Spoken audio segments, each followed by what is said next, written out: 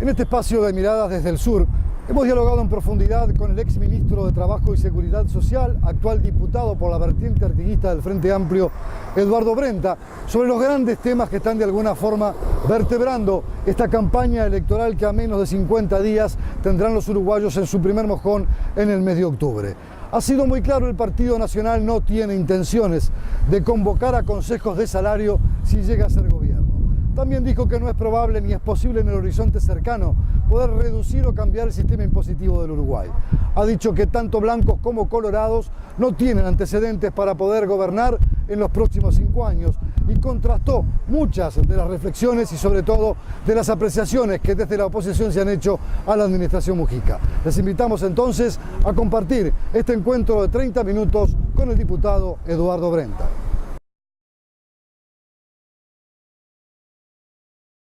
Amigos, estamos conversando en esta instancia con el diputado Eduardo Brenta, exministro de Trabajo y Seguridad Social del actual gobierno del presidente Mujica, y agradecerle en primer término que nos haya recibido mucho gusto, aquí en este escenario de la vertiente artiguista, sector que usted integra y representa. Y bueno, la primera pregunta es, ¿ha cambiado realmente el escenario en la campaña política? ¿Se han dado cuenta, han percibido que por la línea en la que iba, cierto descontento, cierto desencanto también de los votantes, pero sobre todo cierta apatía marcó esta primera gran etapa? Ahora, cuando estamos a poco más de 50 días, si ha habido realmente un cambio, si, como dicen algunos analistas, el Frente Amplio puso o no las barbas en remojo frente a ese panorama. Yo creo que hubo una inflexión en la campaña, en mi opinión, que deviene de un conjunto de hechos diversos, digamos, ¿no? Uno es el involucramiento de la gente en la campaña electoral, que normalmente no se produce mucho tiempo antes de la elección. En general, si uno analiza las 4 o 5 últimas instancias electorales, el momento de participación intensa de la ciudadanía en la campaña electoral se da en el tramo final, digamos, en el tramo en que estamos ingresando, es donde la gente comienza a sentir la necesidad de, primero, definirse y segundo, una vez definida, aportar con su militancia, con su presencia, con su participación, en lograr el objetivo de que gane el candidato que eligió. En el caso de los Frente Amplistas, yo recuerdo haber visto con preocupación también 90 días antes de la elección cierto nivel de apatía en el año 2009, sin embargo luego que se produjo el fenómeno del llamado banderazo en aquel momento, hubo un enorme despliegue, y yo creo que ahí lo interesante es la enorme creatividad de la gente en generar múltiples actividades, donde de alguna manera, si bien hay una conducción de la campaña, la gente supera la campaña, digamos, en iniciativas, en actividades callejeras, y me parece que esto es lo que está pasando también. También hay una incidencia climática, ¿no? Es muy difícil hacer actividades con gran marco de público y participación en la calle en agosto, ¿no? Cuando comienza a cambiar el clima. Pero me parece que lo más interesante en esta última semana ha sido, en mi opinión, la convicción del Partido Nacional de la necesidad de cambiar su estrategia, producto del convencimiento de que esta estrategia de eludir el debate de ideas, eludir las propuestas concretas, ¿verdad?, que claramente quedaron expresadas, por ejemplo, en la comparecencia del doctor Lacalle en la Cámara Uruguaya de Tecnologías de la Información, en la CUTI, donde claramente eludió o desconoce las respuestas a preguntas concretas, las respuestas respecto a normas de carácter laboral en las cuales trató de no expresarse, se expresó y luego se rectificó.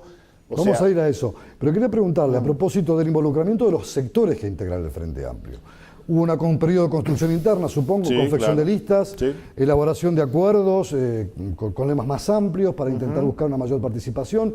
¿También hay una mea culpa ahí que puedan hacer los sectores o era un tiempo previsible y esperable y es ahora? Es un tiempo natural, es un tiempo natural de elaboración de acuerdos electorales. Todo el mundo naturalmente busca maximizar el resultado, obtener el mejor resultado posible en función de sus expectativas de votación. Esto es cierto que de alguna manera introduce, el propio Sendic lo manifestaba, ¿no?, hace pocos días, mete un poco hacia adentro a los sectores, pero me parece que eso ha ido cambiando. Si uno va analizando las recorridas de Tabaré y Raúl por el interior del país y si ve las de los fines de semana en Montevideo, va viendo que hay una presencia cada vez incremental de los sectores en la campaña, y los sectores el Frente Amplio es mucho más que los sectores. Ahora, los sectores son en muchos casos el motor de las actividades, ¿verdad? Una vez que se disparan determinados mecanismos de los sectores, luego es más fácil confluir para la gran mayoría de los frentes amplistas que no tienen sector, pero que se sienten identificados y participan de las actividades que se van proponiendo.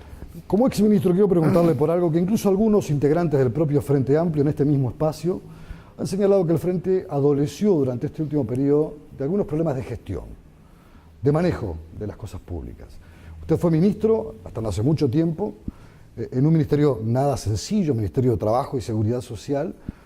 Percibió que pudo haber tal vez algún tipo de freno, algún tipo de manejo no adecuado, no concreto, que no llegó a la ciudadanía con todo lo que es el despliegue del accionar de un gobierno? A ver, yo primero creo que la gestión no es una cosa séptica, ¿no? Cuando escucho hablar de mejorar la gestión, uno gestiona con determinado programa, ¿verdad? Yo puedo gestionar para lograr determinados objetivos y en función de esos objetivos gestionar mejor o peor, ¿verdad? No hay una gestión aséptica, como no creo en un gobierno de los técnicos. Creo que es la política la que toma las definiciones y en el caso de la gestión del gobierno uno está condicionado absolutamente por un programa de gobierno que es el que comprometió a la ciudadanía. En el caso del Frente Amplio hay una consigna, que es el programa es como nuestra Biblia, digamos, ¿no? Es el que hay que cumplir. O sea que la gestión tiene un contenido y un objetivo. Nosotros nos planteamos una serie de objetivos, en nuestro caso en materia de lo que eran las políticas laborales y de empleo fundamentalmente, y creo que la gestión fue lo suficientemente ajustada al programa y ajustada a la calidad de la misma y puede ser medida en función de los resultados. Tenemos el nivel de desempleo más bajo de la historia del país, hemos tenido un crecimiento sostenido de salarios y jubilaciones por más de 9 años consecutivos, se incluyo aquí el primer periodo de gobierno, hemos tenido una política diferencial de incremento de las jubilaciones más bajas y los salarios más bajos, atendiendo a un fenómeno de generación de crecimiento con equidad.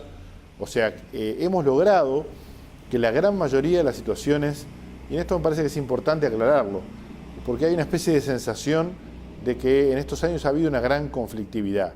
Pero si uno analiza la información de la Universidad Católica del Uruguay, que es una institución obviamente no ligada al gobierno ni al Frente Amplio, los mayores niveles de conflictividad se dieron en 1993 y en el año 2003, mientras los más bajos fueron, por ejemplo, en el 2011 y 2012. ¿Por qué pasa esto? Bueno, yo encuentro una sola explicación. En los años de gobierno del Frente Amplio hubo negociación colectiva. En los años anteriores no hubo negociación colectiva y, por tanto, la estrategia era una estrategia de confrontación. Nosotros generamos una estrategia de diálogo. Y hay un ejemplo bien concreto. Más del 90% de los conflictos que llegaron a la Dirección Nacional de Trabajo en los últimos 4 años llegaron sin la adopción de medidas previas y terminaron sin la adopción de medidas. Lo que hemos visto a través de los medios de comunicación básicamente es el 10% que tomaron medidas antes o después. Al haber logrado que los sindicatos y los empresarios llegaran al Ministerio de Trabajo sin la adopción de medidas cuando ya había una situación de tensión, me parece que eso es el camino de la construcción de políticas laborales modernas, donde antes de confrontar, la gente dialoga. Le introduzco 2 elementos. Generalmente en esta campaña se ha escuchado que los logros en materia económica del gobierno del Frente Amplio se asientan o tienen sus anclajes en los modelos de la política económica, que lo que hizo el Frente Amplio fue continuarla y mantenerla, tal vez con algún perfil propio, eso dicen blancos y colorados, de lo que ellos hicieron en el gobierno. Eso por un lado, ¿cómo lo ve? Me causa gracia eso, realmente, porque eso es tan falso como atribuirle los logros de la política económica del Frente Amplio al llamado viento de cola, ¿no? Durante años se dijo, bueno, en realidad al Frente Amplio le está yendo muy bien en el gobierno en materia de política económica porque hay viento de cola, los precios. Sí, una situación internacional que tiene precios internacionales que son favorables. Resulta que el mundo se comenzó a desmoronar en el 2008, una enorme crisis económica internacional, se fundieron la mitad de los bancos del mundo, y el Uruguay continuó creciendo, continuó 5, 6, 7 años más creciendo, ¿no? Desde el 2008 a 2013 a 2014, y sin embargo el viento pasó a ser de frente y con granizo, digamos, ¿no? Entonces el argumento del viento de cola se dejó, porque evidentemente era falso. Lo que habían eran un conjunto de políticas públicas en materia económica que estaban dando resultados.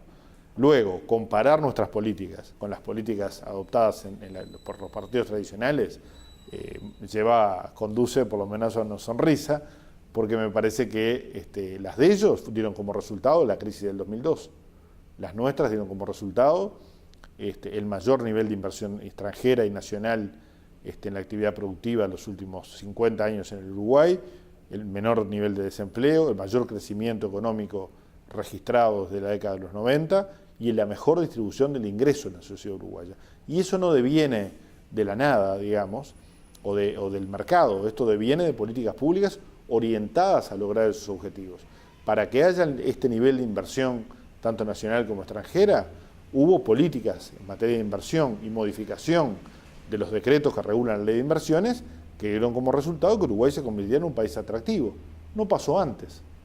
Quiere decir que las diferencias en materia de política económica son muy grandes. Le dejo planteado para después de la pausa una pregunta que creo que es importante hacerla. Hoy se debate y se discute si los derechos alcanzados, por ejemplo, por los trabajadores rurales deben permanecer o deben ser quitados. Prácticamente los partidos tradicionales han dicho que los consejos de salario sí, pero tal vez con una modalidad distinta. Pero después de la pausa usted me contesta cuál es su reflexión a propósito de estos planteos. Con mucho gusto.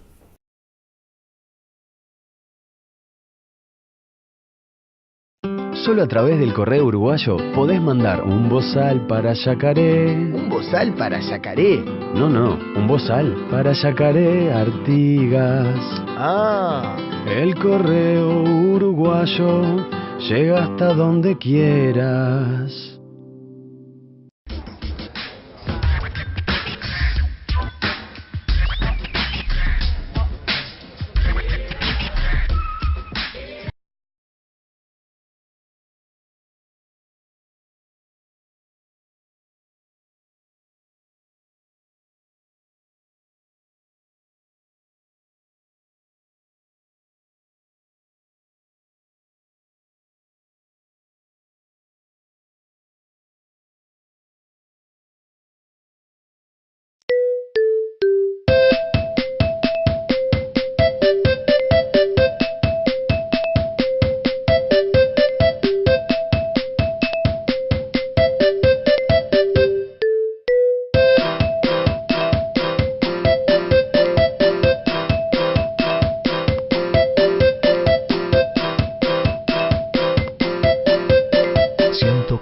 Días de vacaciones, fines de semana. Tenés todo un país para disfrutarlos. Uruguay Natural, Ministerio de Turismo y Deporte. La ley en tu lenguaje.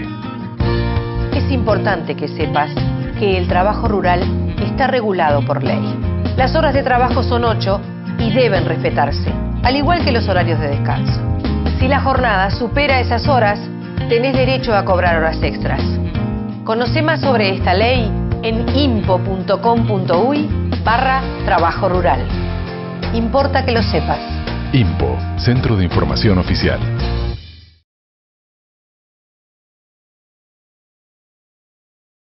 Amigos, estamos conversando con el diputado Eduardo Brenta de la vertiente artiguista del Frente Amplio, ex ministro de Trabajo. La pregunta planteada es, bueno, se debate si los derechos alcanzados, por ejemplo, por los trabajadores rurales deben permanecer o no. Usted fue uno de los impulsores. Hay sectores que tienen ciertos recelos. Ley de responsabilidad empresarial, donde hay más cuestionamientos de los partidos tradicionales porque sostienen que eso es un factor limitante y altamente perjudicial justamente para la inversión extranjera y nacional. ¿Cuál es su reflexión sobre eso? Bueno, primero creo que ha habido, y esto es lo más preocupante, ¿no? Un candidato a la presidencia tiene que ser claro y contundente, en mi opinión, respecto de las cosas que piensa, esté a favor o en contra de un tema. En todos estos temas, lo que hemos visto es una enorme ambigüedad, ¿no? Cuando se ha hecho referencia a el tema de los derechos de los trabajadores rurales, la jornada de 8 horas para los trabajadores rurales, reconocidas prácticamente 100 años después de ser válida para el conjunto de los trabajadores, nada más ni nada menos que 100 años después, se plantea que este problema deviene de las dificultades que esto genera en actividades afrales, etc. A las pocas horas vimos una entrevista al presidente de la Asociación Rural del Uruguay, que manifestó que no hay ninguna clase de problema respecto a la ley de 8 horas y que cuando hay actividades afrales se pagan horas extras como corresponde, como se realiza en cualquier otra actividad. ¿Qué demuestra esto? Primero, desconocimiento del candidato, del doctor Lacalle, cuando hace esta afirmación de lo que es efectivamente el desarrollo de la actividad rural y cómo puede efectivamente aplicarse las normas laborales a la misma. Segundo, una especie de consideración respecto del trabajo rural como un trabajo de segunda, ¿no? Así trataron los trabajadores rurales o las trabajadoras domésticas en los gobiernos anteriores, ¿no? La trabajadora doméstica no era una trabajadora, era considerada la persona que me ayuda en mi casa, digamos, y se consideraba inclusive que no hubo políticas en este sentido, de blancos y colorados, respecto a dignificar esa tarea e incluirla en la seguridad social, por ejemplo.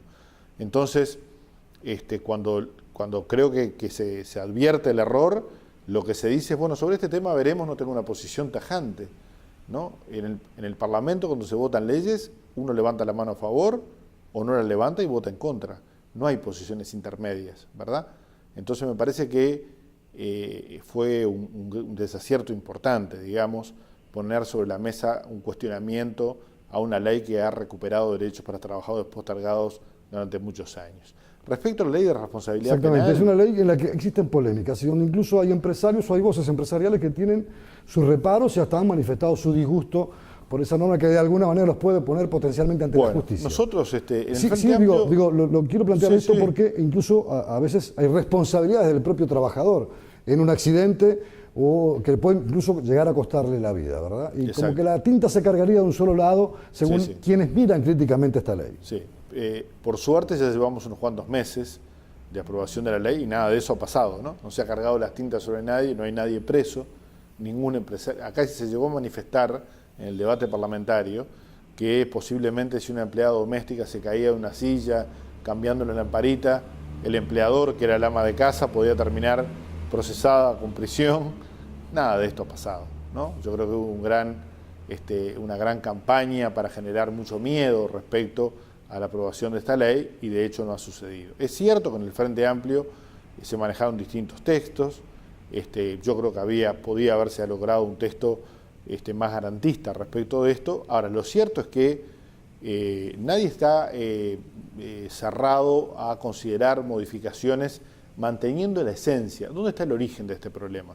El origen de este problema está que durante décadas anualmente fallecía una cantidad importante de trabajadores en el desarrollo de su actividad laboral.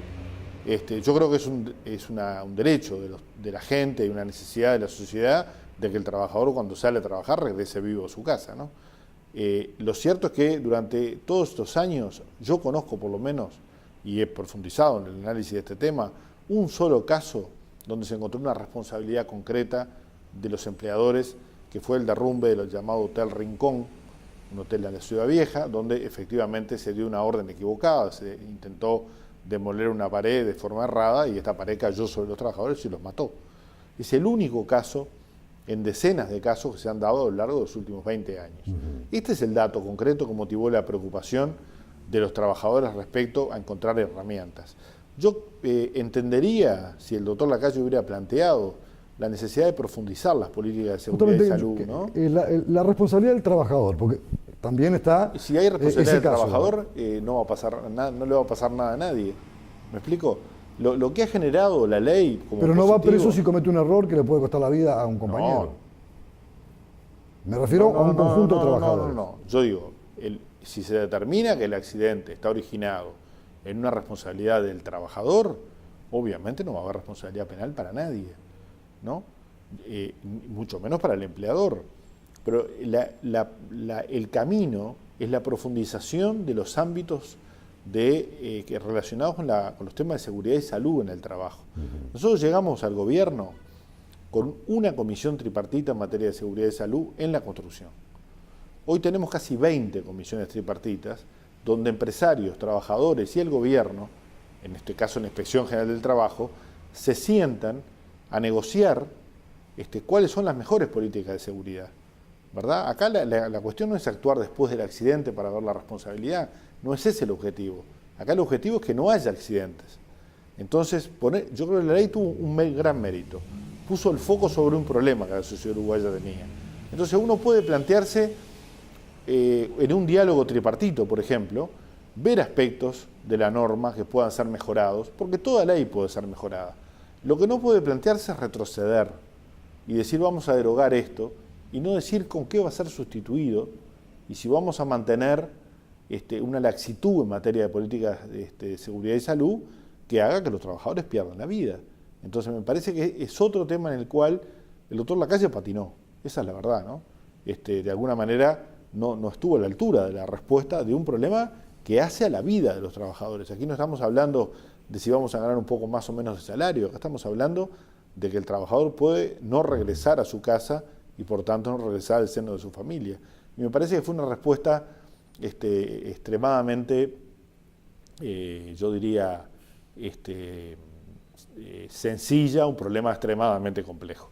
Hay que profundizar en las políticas de seguridad y salud, ¿no? Y decir claramente lo que se piensa. Decir que se deroga una ley y no se hace más nada implica retroceder decenas de años en grandes esfuerzos que los propios empresarios han hecho, porque acá hay que destacar los empresarios de la construcción, por ejemplo, que han hecho un gran esfuerzo en materia de seguridad, ¿no? Y ahí compartiendo la responsabilidad con los trabajadores, ¿no?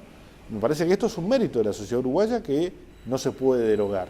De la misma manera que no se puede decir que vamos a mantener los consejos de salario. Yo me sorprende porque... Digo, hoy son ley.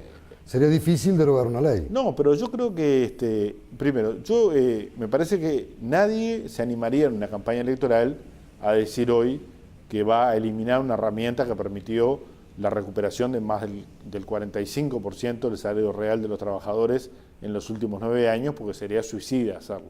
¿Pero tiene duda de que en el futuro, en el caso de que lleguen al gobierno, no lo hagan? No tengo dudas. Estoy convencido que no va a haber consejo de salarios. Y le voy a explicar por qué. No van a derogar ninguna ley, no hay necesidad de hacerlo. No los convocan. Claro, Lacalle no derogó la ley de Consejo de Salarios en el año 93 y simplemente dejó de convocarlos. Pero aquí hay una diferencia. La ley que nosotros aprobamos y que el Partido Nacional y el Partido Colorado no acompañaron, establece que los trabajadores pueden convocar, los empresarios pueden convocar y el gobierno puede convocar. Quiere decir que los trabajadores podrían convocar los consejos de salarios aunque no hubiera voluntad del gobierno. Ahora, no alcanza con esto. El gobierno tiene que tener una actitud proactiva en los consejos de salario. A ver, vamos a entenderlo claramente. Sí. Yo soy trabajador, quiero convocar consejos de salario. Pido que pero se convoque. Empresarios y gobierno no están de acuerdo, por la vía de los hechos no hay consejo de salario. Supongamos que el gobierno participa del consejo de salario, se sienta en la mesa, los trabajadores se sientan, supongamos que los empresarios no participan. Si el gobierno no tiene una actitud proactiva, ¿no?, promoviendo la negociación colectiva y el diálogo social, que no es algo que inventó el gobierno uruguayo, que es algo que promueve fuertemente la Organización Internacional del Trabajo, y por eso Uruguay es tomado como ejemplo, no a nivel latinoamericano, a nivel mundial, en lo que tiene que ver con la construcción de relaciones laborales modernas en los últimos años. Entonces, cuando se hace referencia al equilibrio, ¿verdad?, vamos a tener consejos de salarios, pero más equilibrados. ¿Qué se está diciendo? Que el gobierno se va a sentar neutral en una mesa sin incitar a las partes y promover que las partes dialoguen entre sí. ¿Qué pasa si una parte no dialoga? El gobierno puede decretar con la otra parte un incremento salarial. ¿Pensamos que es posible que un gobierno coaligado, blanco y colorado, acuerde con los trabajadores un decreto contra la opinión del sector empresarial? Yo no lo creo, realmente. Diputado, para después de la pausa quiero preguntarle un poco sobre, el tema de si se mantendrá el impuesto a las retribuciones personales. Hay anuncios de cambio, hay quienes proponen lisa y llanamente eliminar toda esa estructura, que es la captación más importante de recursos que tiene el Estado, pero vamos a plantearlo después de la pausa, ¿le parece? Con mucho gusto.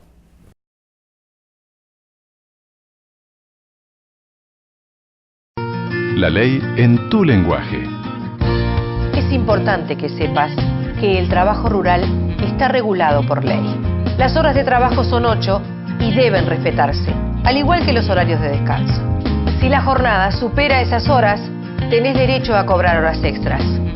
Conoce más sobre esta ley en impo.com.uy/trabajo rural. Importa que lo sepas. IMPO, Centro de Información Oficial.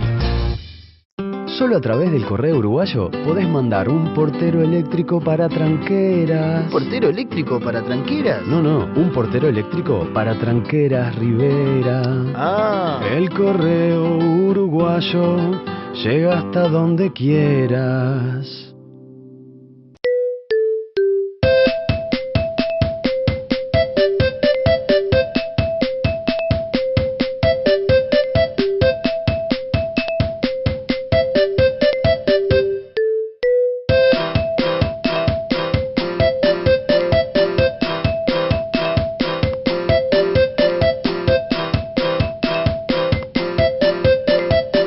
4 días de vacaciones, fines de semana. Tenés todo un país para disfrutarlos. Uruguay Natural, Ministerio de Turismo y Deporte.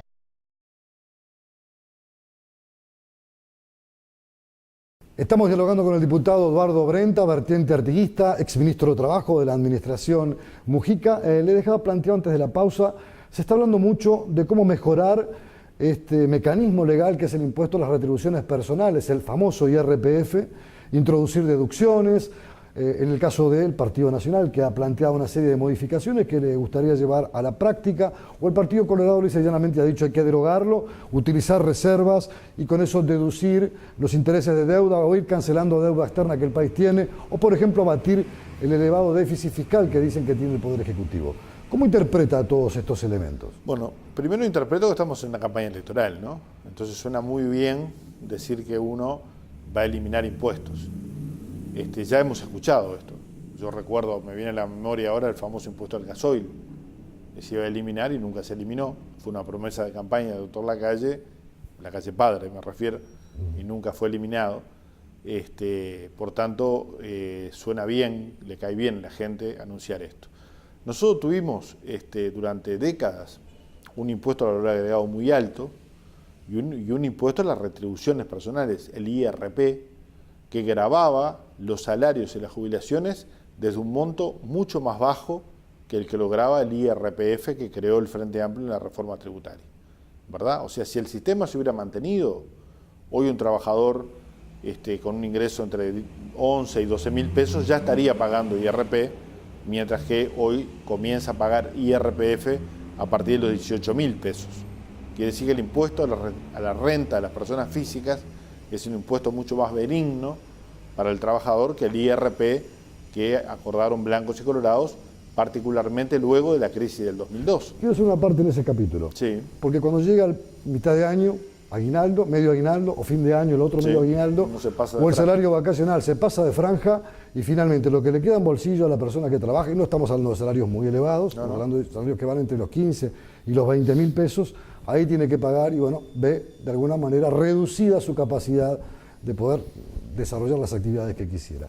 ¿Hay que modificar eso? Sí. ¿Hay que ir a una transformación de ese aspecto? El doctor Tabaré Vázquez ya ha anunciado que se va a adoptar un mecanismo para que distribuido en el conjunto de los 12 meses del año, ese incremento adicional del salario vacacional o el aguinaldo no haga pasar de franja al trabajador. Es decir, no se sume el salario de ese mes con el medio aguinaldo. Exactamente. Ahora, de eso a decir que se va a derogar, ¿no? Primero, nosotros hemos ido por un camino que es la reducción del IVA, ¿no? Y por un camino que justamente permita que la reducción del IVA se vea en la factura de la persona cuando va a comprar.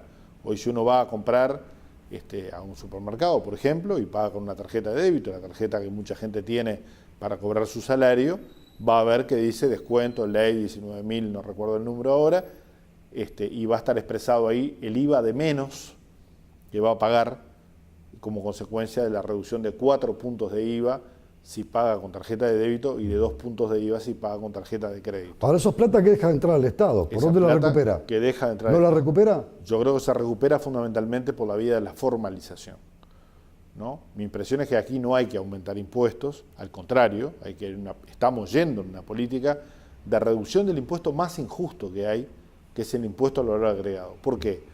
Porque la persona con menos ingresos gasta todo su salario, por tanto paga IVA por todo el salario, mientras que quien tiene un salario que le permite ahorrar, por esa parte de ahorro no paga nada. ¿Me explico? Entonces, el impuesto a la renta de las personas físicas es menos gravoso y más justo que el IRP que pagábamos en el gobierno de Valle, acordado entre blancos y colorados.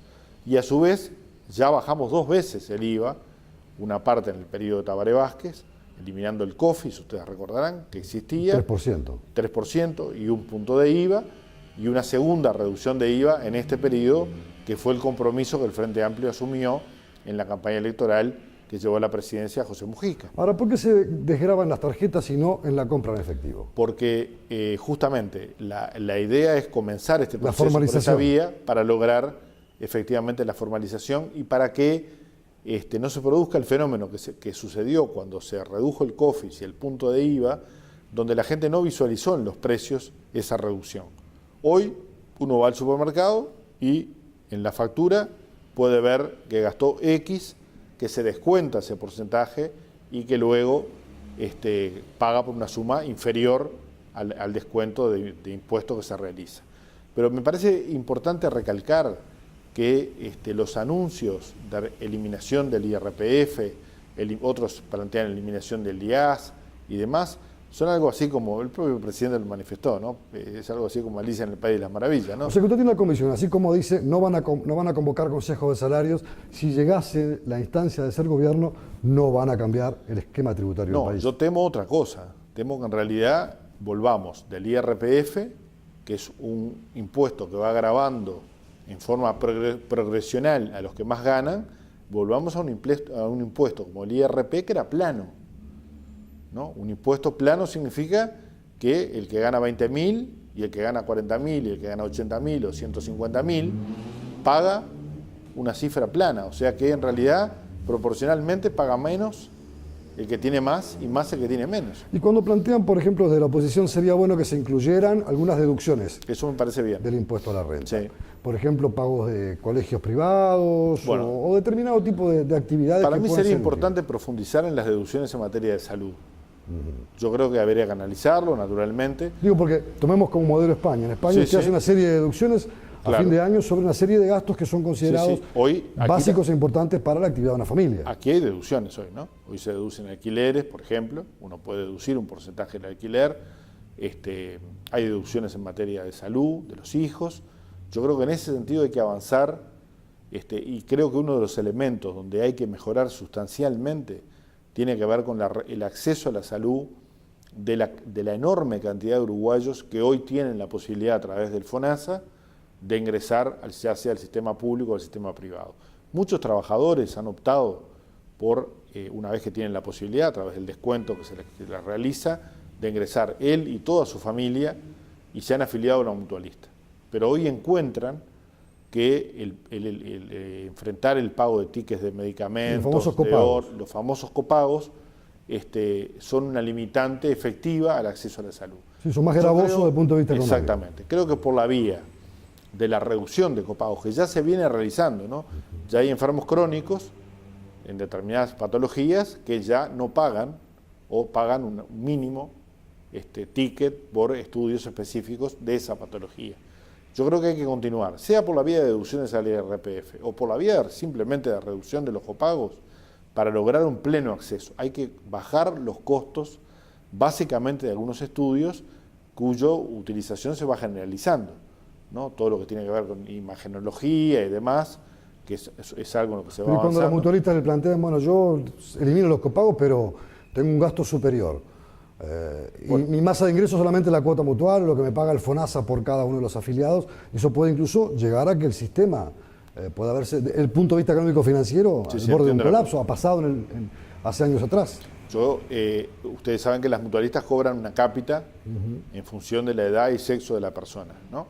Esa cápita obviamente admite una negociación, sea por la vía de la reducción directa del copago, vía que me gusta más, digo la verdad, ¿no?, que la deducción del IRPF, porque me parece que eso es más claro para la gente. Uruguay tiene que mejorar el acceso a los bienes públicos, ¿no? Mejorar el acceso a los bienes públicos significa mejorar el acceso a la salud. Tengamos presente que en la salud pública no se paga nada, ¿no? Y que hay una notoria mejora en los servicios de salud que brinda el sector público. Basta ver los hospitales y la fuerte inversión que se ha hecho en infraestructura. Pero ahí tiene problema con el personal, porque migra del hospital público porque los salarios del sector privado son mayores. Sí, yo diría que en ese sentido estamos aproximándonos a una situación de equilibrio, ¿no? Inclusive es más, en la educación, por ejemplo, hoy hay una migración inversa del sector privado al público, porque el sector público paga más que el sector privado, ¿no? A veces, claro, el docente trabaja en mejores condiciones en el sector privado, como hay mejor hotelería en la salud privada que en la pública. Hotelería me refiero a toda la parte de internación y demás, ¿no? Entonces me parece que en ese sentido hay que tender a generar equilibrios, ¿verdad? Ahora, lo que no hay que prometer, lo que no se puede hacer.